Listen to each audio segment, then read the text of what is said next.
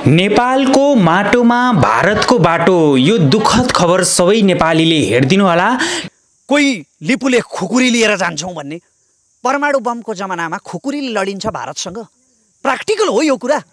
कोही नेपाली सेना तुरुन्तै गएर अहिले भारतसँग लड्नुपर्छ, नेपाल र भारत बीच लडाईँ हुनुपर्छ अब भनेर सामाजिक सञ्जालमा बोल्छन्। यो कुरा प्र्याक्टिकल छ?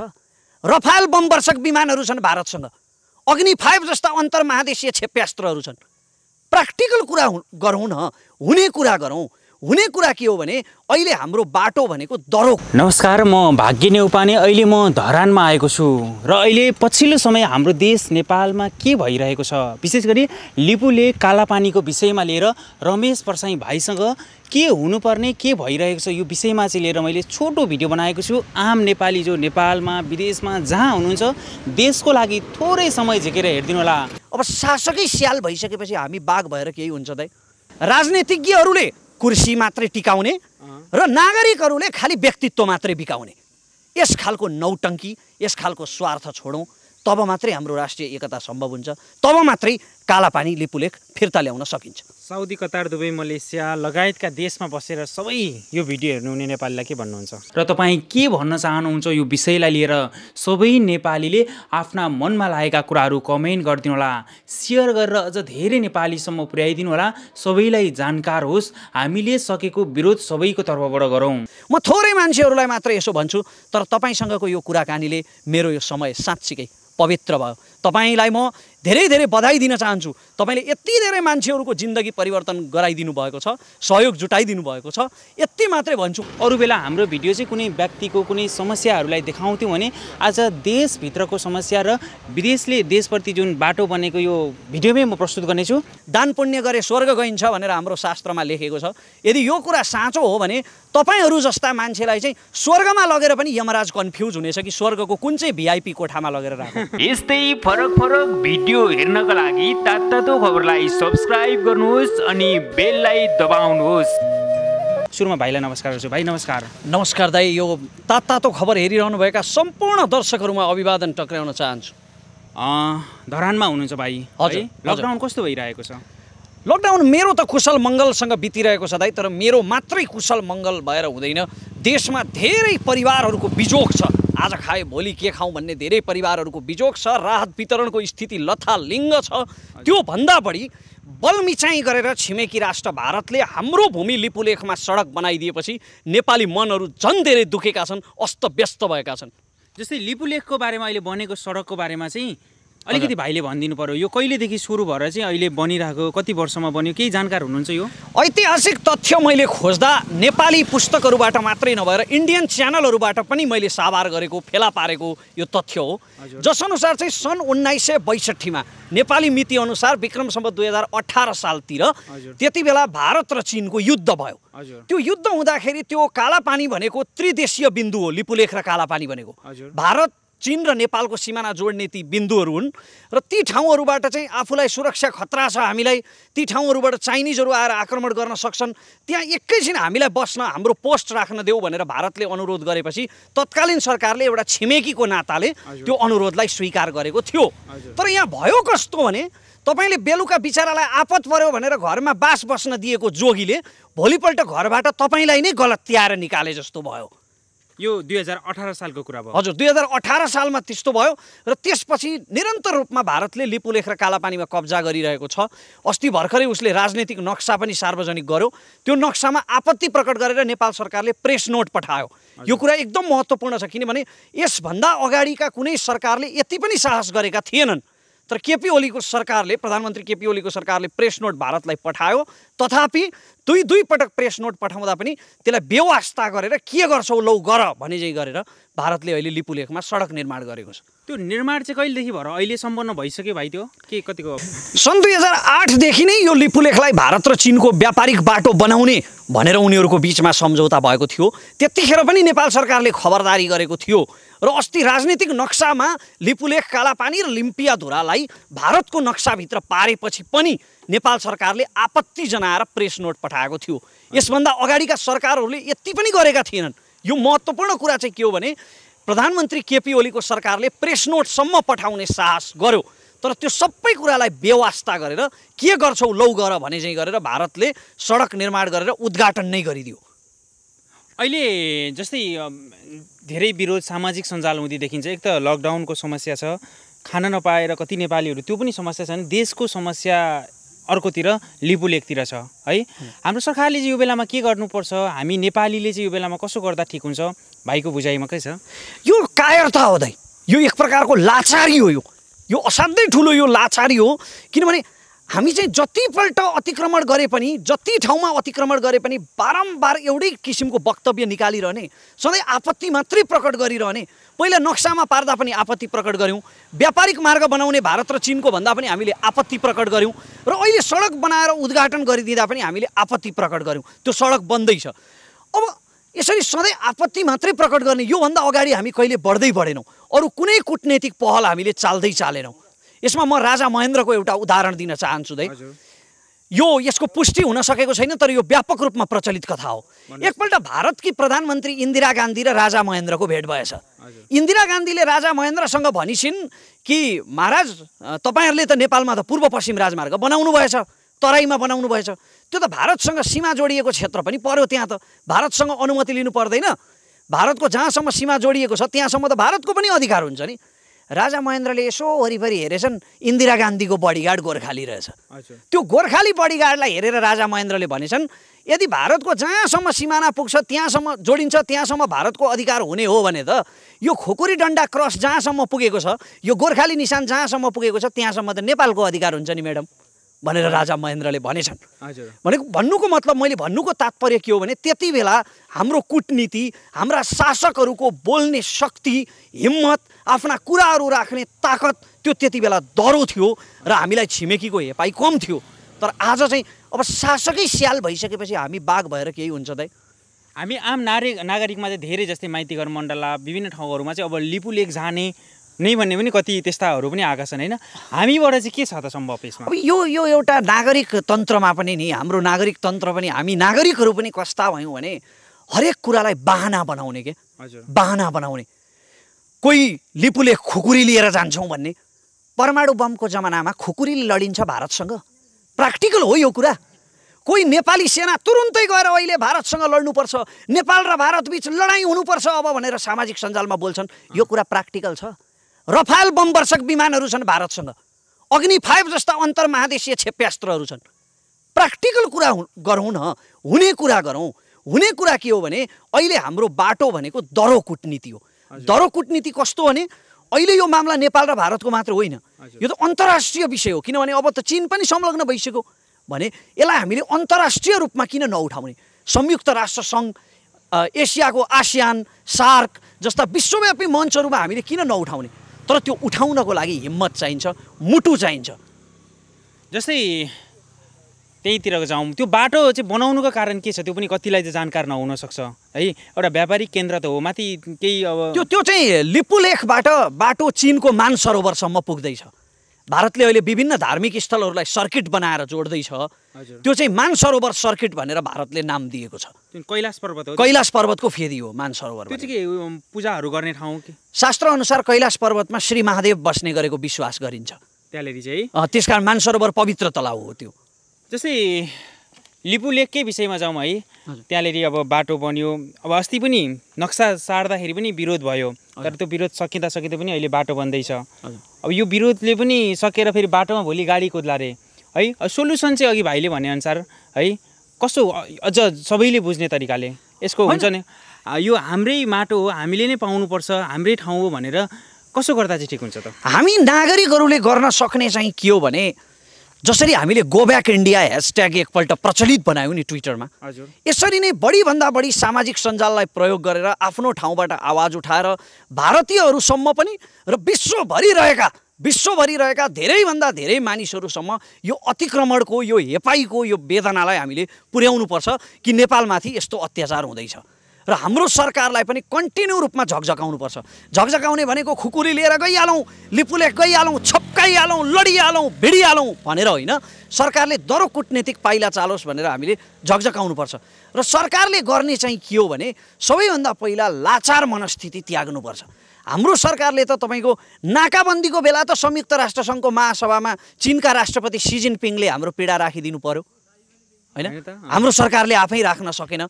त्यसको कारण छ, एउटा कारण के छ भनेदेखि हाम्रो राजनीति नै कतै न कतैबाट भारतद्वारा सञ्चालित छ। हाम्रो संसदमै अमरेश कुमार सिंह जस्ता यस्ता पात्रहरू छन् जसलाई स्पष्ट रूपमा भारतीय एजेन्ट भनेर चिन्न सकिन्छ। नचिनिएका एजेन्टहरू पनि छन् जो चाहिँ तपाईँको जातीय विद्वेष र फुटाउको राजनीति गर्छन्, एउटा जातिलाई खुलेआम गाली गर्छन्, खै त अहिले राष्ट्रियतामाथि हस्तक्षेप हुँदा बोल्दैनन्। ती चाहिँ फेरि विद्वान पनि कहलाउँछन्, यहाँ नाम नलिउँ, सबैले चिनेकै कुपात्र हुन्।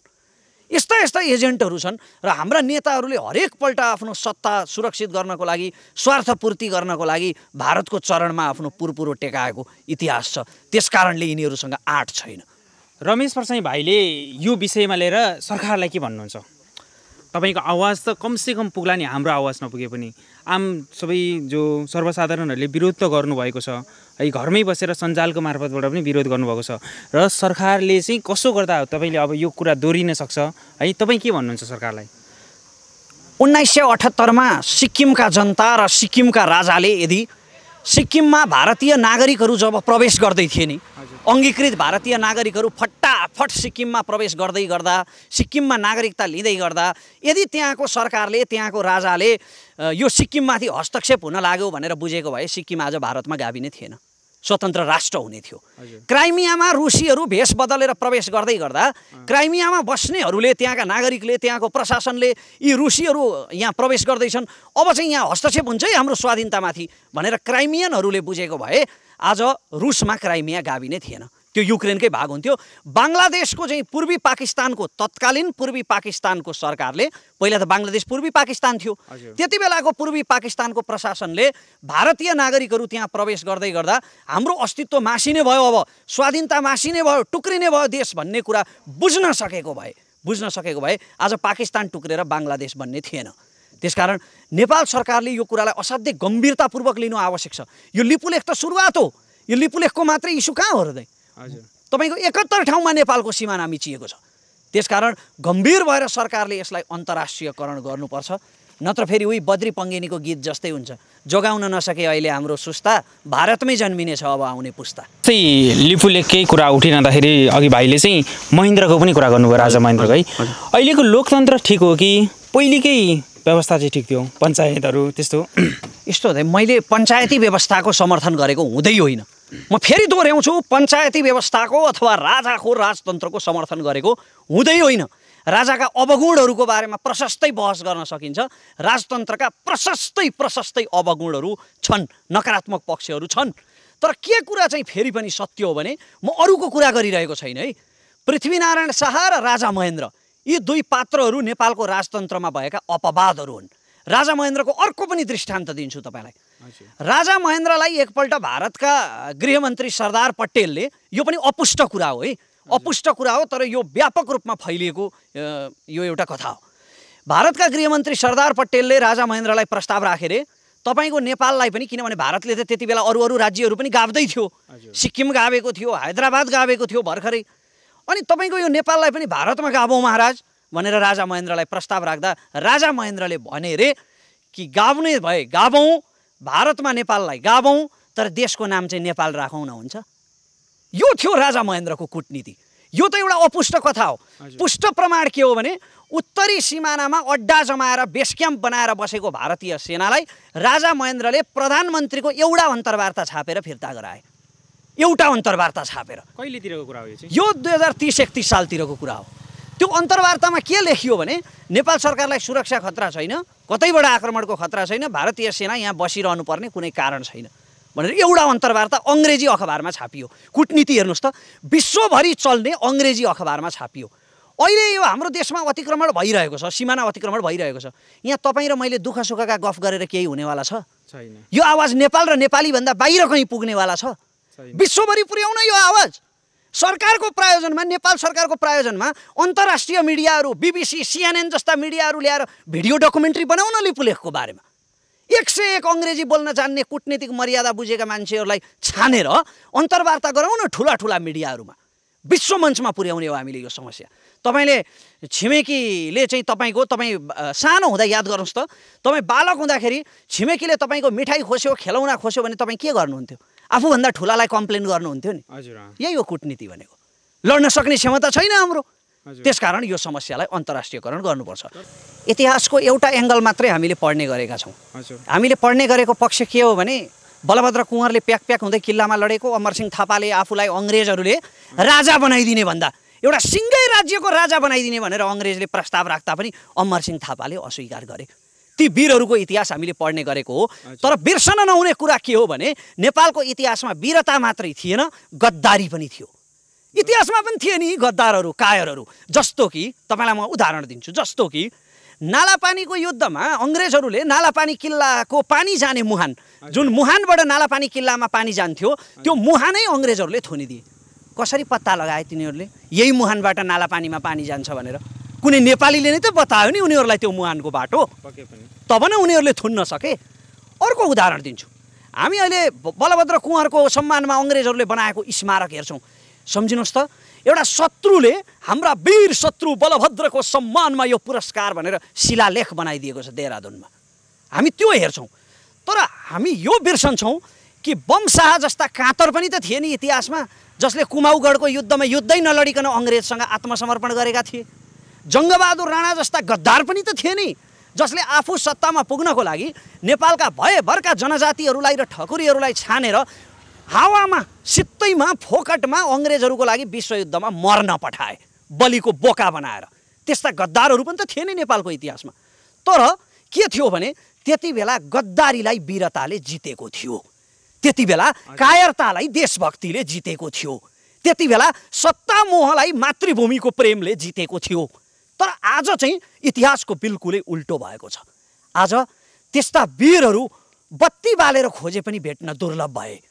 तर कायरहरू जताततै छन्। मातृभूमिलाई प्रेम गर्नेहरू असाध्यै दुर्लभ भए। कोही अहिले सामाजिक सञ्जालमा बोल्छन् नि मातृभूमिको पक्षमा। जस्तो म पनि अहिले बोलिरहेको छु, तर कसले को कति पानीमा छ भन्ने कुरा इतिहासले अथवा जनसमाजले ढिलो चाँडो चिन्ने कुरा हो। सामाजिक सञ्जालमा अहिले हामी के गर्दैछौँ?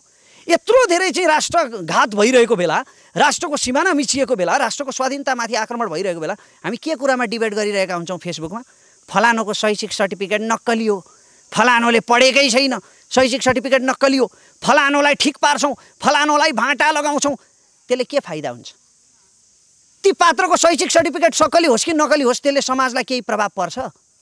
कसैलाई भाँटा लगाउने धम्की सामाजिक सञ्जालबाट दिएर त्यसले समाजलाई कुनै प्रभाव पर्छ सकारात्मक?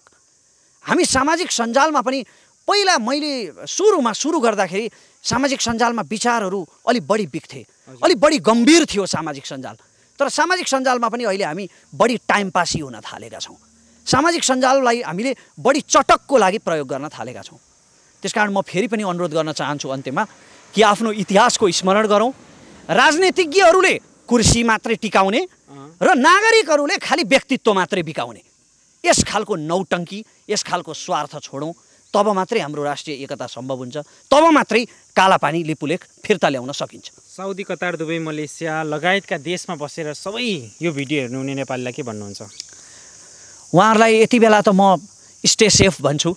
यहाँहरू सुरक्षित रहनुहोला र यहाँहरूको रोजगारीमा धेरै ठुलो सङ्कट आउँदैछ। देशको शासनको अवस्था यस्तै हो। देशमा गएर के हुने, देशमा केही छैन। हामीले सधैँ त्यस्तो सोचिरह्यौँ भने पनि देशमा केही हुँदैन। किनभने देशमा गर्ने चाहिँ कसले हो त? देश बनाइदिने चाहिँ कसले हो त? चिनियाहरूको देश कुनै विदेशी आएर बनाइदिएन, अमेरिकनहरूको देश कुनै विदेशी आएर बनाइदिएन। त्यस कारणले अब धेरै खाडीमा बस्ने दाजुभाइ दिदीबहिनीहरूको रोजगारी गुम्ने सम्भावना छ। यो दुःखद पक्ष हो। तर अर्कोतिरबाट हेर्दाखेरि यो सम्भावना पनि हो, किनभने उहाँहरू अब देश फर्किनुहुन्छ र हामी सबै मिलेर देशको लागि केही गर्ने, देशलाई उत्पादनमूलक बनाउने यो एउटा सम्भावना पनि हो। यहाँहरूलाई म स्टे सेफ भन्न चाहन्छु र शुभकामना दिन चाहन्छु कि हामी सबैले मिलेर देशको पक्षमा योगदान गर्न सकौँ। समयको लागि धेरै धेरै धन्यवाद भाइ। धेरै धन्यवाद भाग्य दाइ, तपाईँको यो गरिमामय च्यानलबाट मलाई बोल्ने, आफ्ना केही कुराहरू राख्ने अवसर दिनुभयो। म थोरै मान्छेहरूलाई मात्र यसो भन्छु, तर तपाईँसँगको यो कुराकानीले मेरो यो समय साँच्चीकै पवित्र भयो। तपाईँलाई म धेरै धेरै बधाई दिन चाहन्छु। तपाईँले यति धेरै मान्छेहरूको जिन्दगी परिवर्तन गराइदिनु भएको छ, सहयोग जुटाइदिनु भएको छ। यति मात्रै भन्छु अन्त्यमा, दान पुण्य गरे स्वर्ग गइन्छ भनेर हाम्रो शास्त्रमा लेखेको छ। यदि यो कुरा साँचो हो भने तपाईँहरू जस्ता मान्छेलाई चाहिँ स्वर्गमा लगेर पनि यमराज कन्फ्युज हुनेछ कि स्वर्गको कुन चाहिँ भिआइपी कोठामा लगेर राख्नु। त्यति धेरै पुण्य तपाईँले कमाउनु भएको छ। तपाईँलाई सहयोग गर्ने सबैलाई फेरि धन्यवाद। एकदम थ्याङ्क यू सो मच भाइ। र स्वदेश विदेशमा रहनुभएका सम्पूर्ण नेपालीहरूलाई त्यही भन्न चाहन्छु, सेफ भएर बस्नुहोला, जहाँ भए पनि सुरक्षित भएर बस्नुहोला। र देशको अब समस्या हो यो, बेला बेलामा आइरहेको छ। अहिलेको भाइले यो विषयमा जो पछिल्लो समय कालापानीमा लिपु लेकमा भएको विषयलाई पनि हामीले हाम्रो तर्फबाट गर्ने विरोध चाहिँ पक्कै पनि गर्नुपर्छ, किनकि हाम्रो देशको सिमानाभित्र चाहिँ त्यसरी बाटो बनेको, यसमा राजनीतिक कुरा त खासै धेरै हामीलाई जानकार हुँदैन। त्यस कारणले म धरान आएकै बेलामा चाहिँ रमेश भाइसँग के हो त यसको बारेमा अझ धेरै हामी कसरी अरूलाई सचेत गराउन सक्छौँ भनेर भिडियो बनाएको थिएँ। हेरिदिनु हुने सबैलाई थ्याङ्क यू सो मच। भाइलाई पनि धेरै धेरै धन्यवाद। र यो पानमारा जाने जङ्गलमा आएर खिचेको छौँ। एकचोटि म यतापट्टि मेरो बाटो देखाउँछु, अति सुन्दर छ है। अहिले यो लकडाउन भएपछि चाहिँ वसन्त ऋतु आएपछि अझ राम्रो हुँदै गयो जङ्गलहरू पनि। त्यही भन्न चाहन्छु, सबै राम्ररी बस्नु होला। यस्तै फरक फरक भिडियो हेर्नका लागि तातो खबरलाई सब्स्क्राइब गर्नुहोस् अनि बेललाई दबाउनुहोस्।